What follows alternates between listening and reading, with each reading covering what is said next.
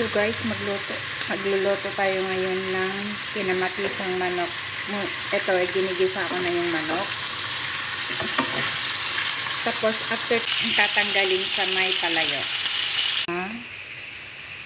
Sibuyas, bawang at luya, kamatis. Yan guys, medyo na ng kulay, medyo na siya, medyo pink na. So, maya-maya ng konti, tatanggalin ko na siya at susunod ko naman yung bawang, kamatis at luya. Ayan guys, linagay ko na yung sibuyas.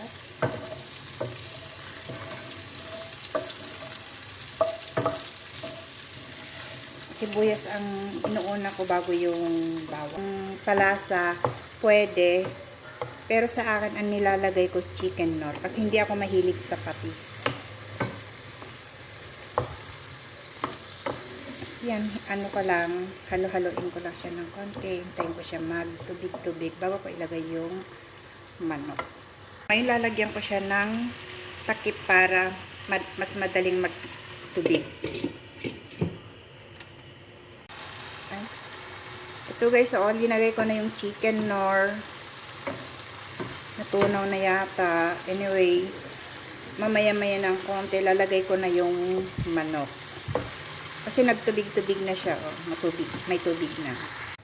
So ngayon dahil nag-ano na yung kamatis, isa-isahin kong ilalagay yung manok.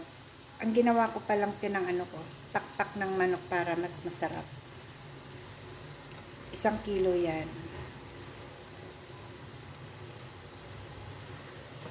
Pang sa minimum.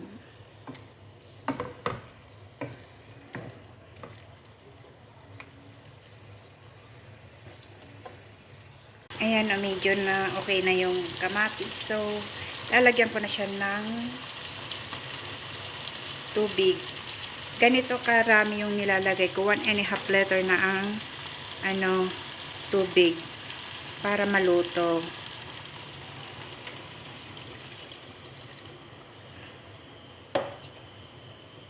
Ganyang karami yung tubig na nilagay ko. Yung as in lunod na lunod yung manok. Ito, malapit nang malutong aking manok. Malamig na tubig at may suka para sigurado na mamatay yung bacteria. Ayan, ready na yung pechay. Ayan, medyo luto na yung yung manok. Pero hintayin ko lang yung tubig niya bago ko ilagay yung pechay. Okay na rin yung lasa niya, hindi siya maalat, hindi naman siya matabang, katamtaman lang. Ayan guys, konti na lang ng tubig niya. So ilalagay ko na ngayon yung pechay. Daming pechay, oh. Sagana ng pechay. Mura kasi ng pechay ngayon dito, 1 euro ng isang tali. 2 tali to. Tikman naman nila yung luto ko.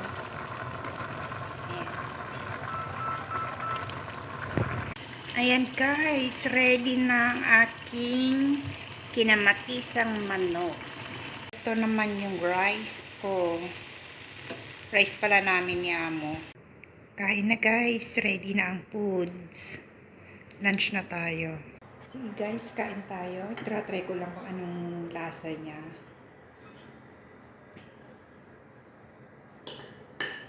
Yung manok muna kung luto yung manok. At konting kanin.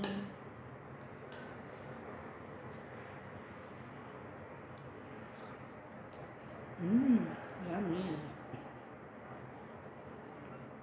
Yung pechay, half cook lang ang pagkaluto. Try ko yung pechay kung masarap.